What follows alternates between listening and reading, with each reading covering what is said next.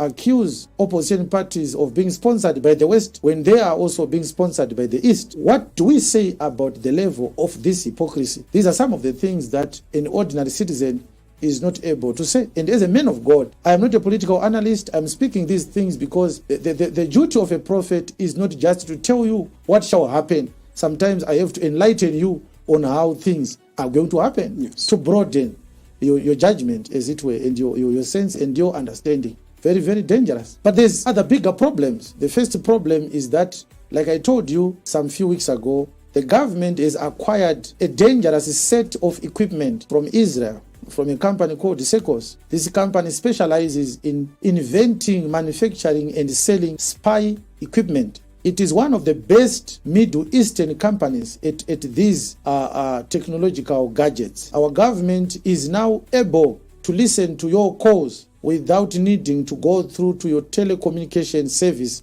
provider. Before, they used it to intercept calls because every telecommunications service provider is instructed by the Act, is also regulated by POTRAs, that they will be able to follow up to make sure that they can use those communications to do investigations for this, for justice purposes, to prosecute criminals and so forth. But they would need to go and install the equipment so that they can have a connectivity with the telecommunication service provider. The new equipment they have now, they don't need Econet, Tel1 or Telecel to listen to your calls. They will listen to your calls without communicating with Econet. It's a very, very dangerous equipment, and almost all dictatorships have acquired this kind of equipment. You must remember, one of the countries that have acquired this equipment is Belarus, which is also a dictatorship, and other despotic regimes. And this equipment I'm talking about, it is handed over to this vampire so that they can hunt for the targeted political opponents and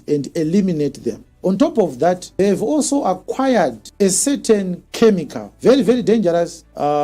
Instead of poisoning your food so that you die tomorrow, they have now laid on their hands to a chemical that can kill you 3 months after the day of your poisoning. And once you die, the pathological examinations are never going to be, if they are standard equipment, they are not going to be able to tell that this person did not die of a natural disease, because this chemical is an agent that attacks different parts of your body. They attack your nervous system, they attack your lungs, they attack your heart. Others are going to die of heart attack, others are going to die of so-called cancer. Suddenly, you are going to hear that you are diagnosed of cancer. It is because of this chemical. And why this is dangerous? It is because for the first time, they are going to be able to kill someone without touching him, because they can shoot a dart and then you are going to be pinged with a small granule that contains this poison, and you are going to feel like it's just a sting from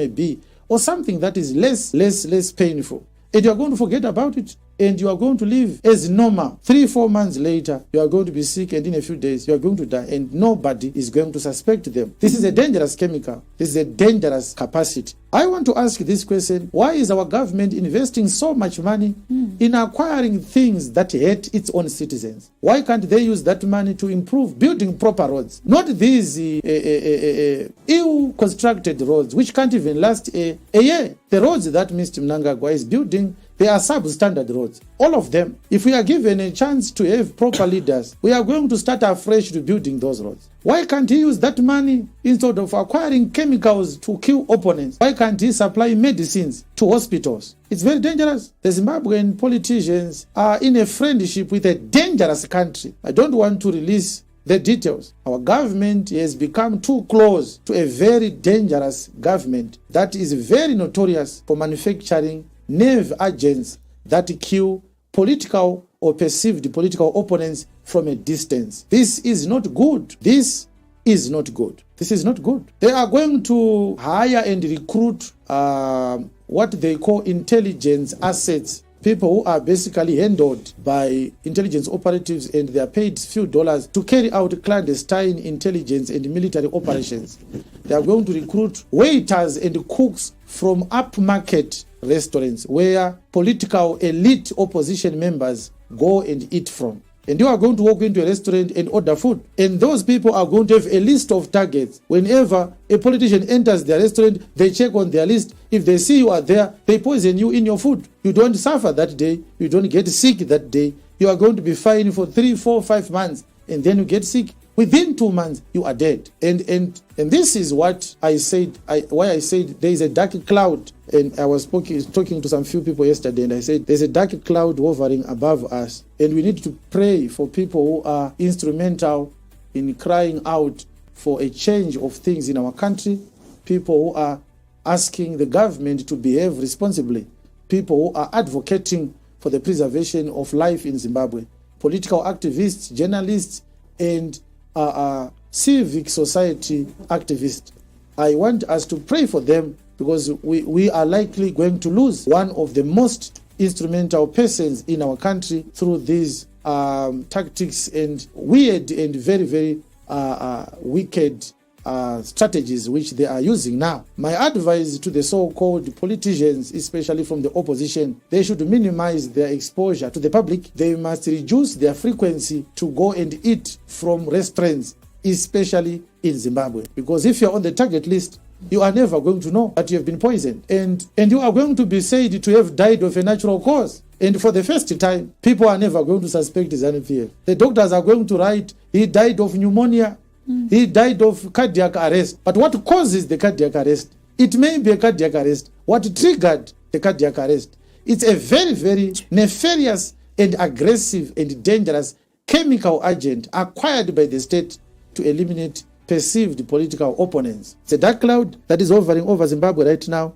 Let us pray that the people we are having hope on, they may last until this time next year. Let us pray that all of them, they may last until this time next year. It's a prayer that you need to make. Now, as I talk to you right now, I'm a survivor of political violence. I survived 2 assassination attempts. I have injuries on my body right now in the hands of these barbaric ZANU-PF terrorists who tried to kill me on the road. So I know that on the list of those who are going to be targeted, definitely my name is there. I don't lose sleep about it. But the reason why I'm sharing this with you, I also want you to know that as long as you are known for holding the government accountable, every death should be suspected. Every death of those who are perceived to be enemies of the state in Zimbabwe, everyone's death from this point onwards, they should be suspected.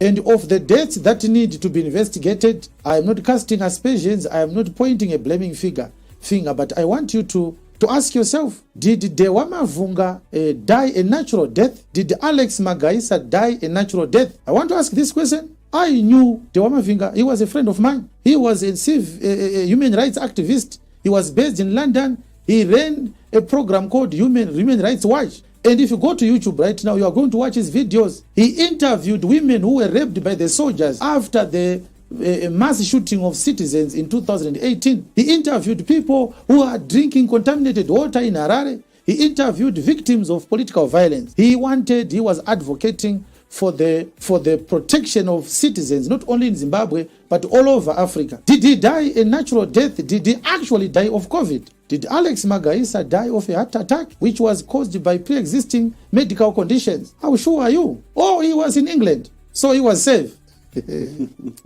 Pray for Africa so that they may not be too naive. As I talk to you now, people are going to be given money to fly to different countries to go and assassinate those who are using foreign lands as a safe hub from which they are recording videos on TikTok and YouTube and Facebook and Twitter criticizing the Zimbabwean government. They are going to send mercenaries flying to China, flying to Europe, flying to South Africa, flying to Botswana, to Namibia, to Kenya, hunting for the perceived political opponents. And they're going to come back and relax. And after a few weeks, we're going to hear Mr. So-and-so has died. He suffered from a natural problem. Mr. So-and-so has died. He was suffering from this disease. And everyone is going to say, it's a natural death. Death is for us, or everyone is going to die. You can't blame ZANU-PF for everyone's death. It's a dangerous situation. But in the midst of all these things that I'm saying now, you must know that God is watching, and God has his own way, his own plans. I am not even sure, as I talk to you right now,